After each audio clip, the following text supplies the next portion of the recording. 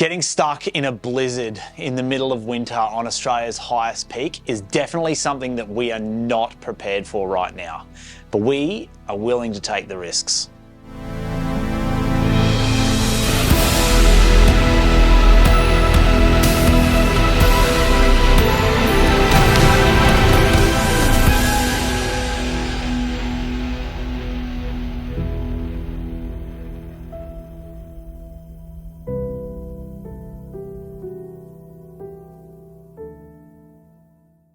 Reese and I are forever optimists. So when an idea comes out like this and we set ourselves to the challenge, we tend to look at all the amazing things that can happen and all the incredible things that we get to experience along the way. And I believe that that's going to be the case when it comes to this expedition.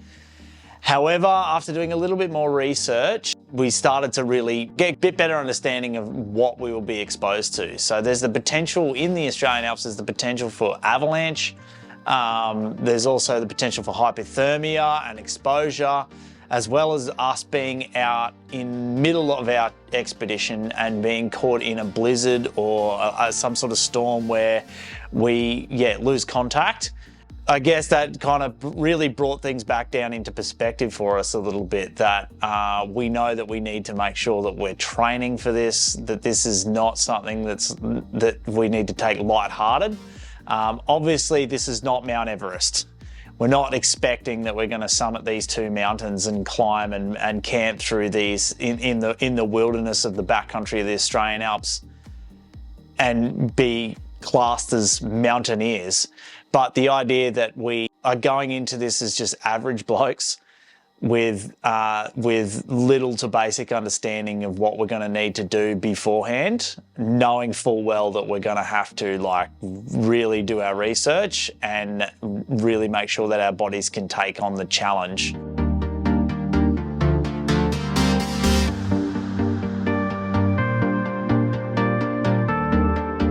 Hey everyone, I'm Reese.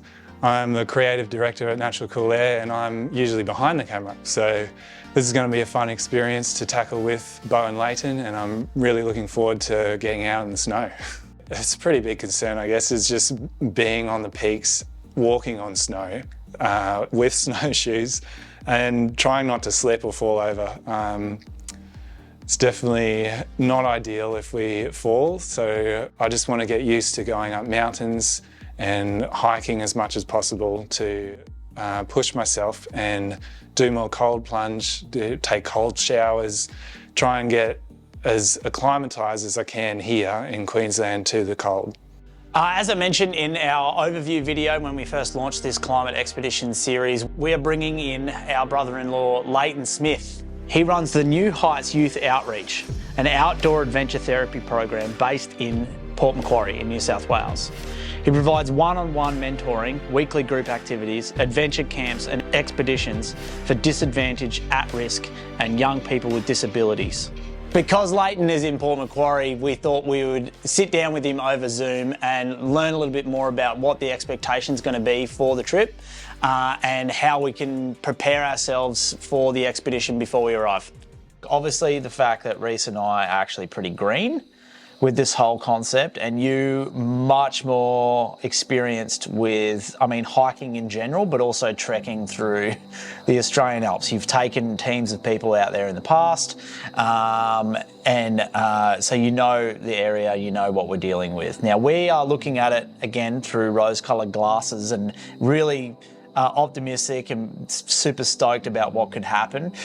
But then we read a little bit more about what could potentially happen, and I thought it definitely put the wind up us. But what would be some of the risks that we might be experiencing? It just comes down to being prepared, I think, having all your layers and raincoat, rain-down shell jackets. It's not too much can go wrong if you're prepared, really.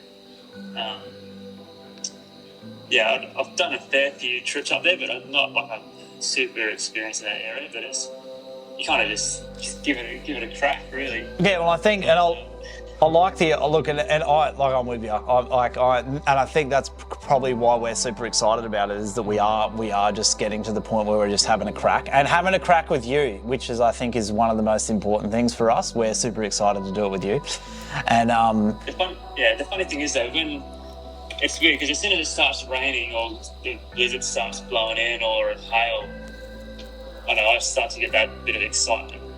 Building up, so it gets a bit more challenging. A bit more of a challenge. Yeah, the adventure sort of becomes exciting or like a bit more real when you start getting cold or start having to keep moving, or when you have to start doing push-ups or warming your hands up or putting an extra pair of socks on your hands because you've forgotten gloves or something. That's where it gets fun. Yeah. But as long as you kind of, I don't know, I love the Bear Grylls quote. I think he talks about the more you know, the less you need when you go out into those situations. So Yeah. you can sort of, if you're good at improvising and just making sure you're ahead of what's happening a little bit, like you don't want to get hypothermic, but if you can see you're getting cold and the signs of that start happening, then you can usually start taking some sort of action to, warm up or bail out of wherever you're heading or try and take some shelter. I don't know what could possibly go wrong. Absolutely. Well, look, and it was funny that you're saying about the shelter, because the last time we spoke about this, you were talking about the potential of building snow caves while we're out there. Now, the idea of building a snow cave is... I just would have thought we would have taken tents and built and just stayed in tents. It just seems so cool to me. I just want to I actually want the ability to be able to do that. So, how do you actually build snow cave? And how long does it take? And how do you dig in? What's the process? Well, I've only stayed in 2 snow caves. One was that I built on purpose and dug it out with a shovel, and that took maybe an hour, maybe a bit more than that, an hour and a half, but an hour, maybe 2 hours. But I was doing that with a young kid that I'd taken out to go hiking, and that was super comfy. Like the mum and his, the kid and the mum were staying in a tent, and they were freezing that night, and the wind was just whipping through their tent. Where I didn't even know it was windy in the snow cave. It was just super cozy. So is that part of the reason why a snow cave is much more beneficial in that sort of situation? It kind of protects you a little bit more from the elements? Yeah, normally, because you try and build it on like a lee side of the slope where there's a bit of snow drift just sort of built up, or a lot of deposited sort of snow where there's plenty of snow to dig into. So typically it's a bit less windy in those locations too, because that's where the snow is getting dumped on. But yeah, when you got thick ice around you, it's a really good insulator compared to like a fraction of a mil thick bit of nylon on your tent, or it's much better insulation. So the other snow cave was like an emergency sort of shelter where I got caught out, and that was using their ads on a little ice axe trying to dig that, and that took a few hours to dig, and that was using a sleeping mat a rope as a mattress and a little backpack, and no sleeping bag or anything. That was just purely just survival, that one.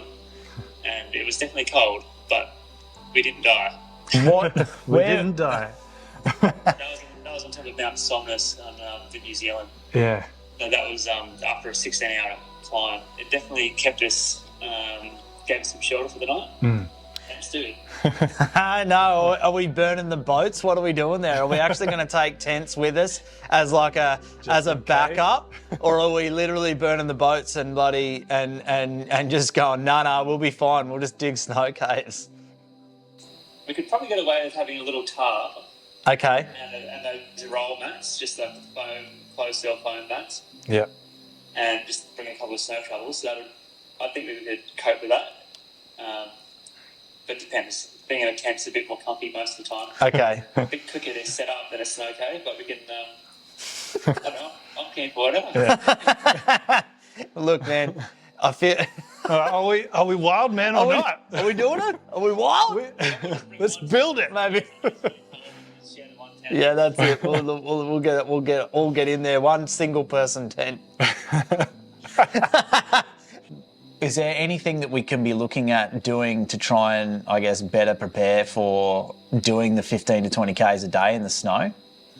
Yeah, 20 Ks, that'd be a pretty big day to do that many in the snow, but like at 10 or 15, but you can't really overtrain. So the more hiking with a backpack, going up hills, just walking on the beach or going up sand dunes with a backpack, or I've even seen people that will like drag a tyre, like have a harness around them or a rope around their waist and just hike through the sand, or put weights on your feet. That sort of, if you're wearing heavy boots and you're in the snow and your shoes are wet and have crampons, or that's pretty tiring, especially if you're not used to it. You'll start straining hip flexor muscles or whatever. And, but if you practice a bit of it in deep sand, but if you carry more, the harder you work before the adventure, the easier it's going to be. Yeah. Or the less it always feels better when you're the one that feels like, well, if you're the one that's struggling the most in the group, it always feels pretty lousy. But if you know someone else is struggling more than you, secretly inside you feel better about it. Yeah, and look, and I kind of want this as I want this to be as fun as possible. So and that's a big part of the reason why we're sort of wanting to prepare in any way possible. So yeah, we've actually set out a few challenges for us over the next few months in the lead up to the trek in August, so that we are actually physically as prepared as we possibly can be before we show up in the mountains. And just not be plebs, or we'd hate for you to feel like we're dragging you behind. Yeah. The main part is just keeping positive. When it starts to get cold and your feet are freezing and your clothes are wet and and it's starting to suck, you just got to keep being positive. That's the best way to get through it. As soon as you mentally start hating life, then everything gets not very fun. Yeah. So the trick is just keeping. The more it sucks, the more you got to try and force yourself to keep positive in those blizzards and whiteouts, and that's the main thing, I think. And I mean, everything works out for us, so I'm sure we'll be fine. Absolutely. Everything does work out. But just keep that positive mentality. Too fun. Yeah. Fun is the main thing. It's not so fun in the moment, but fun to talk about later, and that's a good sign that you've had a good adventure. Well, I think that's actually a perfect way to sign it off. Type 2 fun. That's great. Awesome, man. I appreciate you jumping on the video call with us and filming some of this content, because, it's going to be an epic expedition. We're so stoked. Yeah, it's going to be fun. Cool, man. Looking forward to catching up with you guys in person again soon. Oh, absolutely. Go for another run. Absolutely. Ultimately, we're really, really excited, but no, we don't want to underestimate, and we need to be prepared.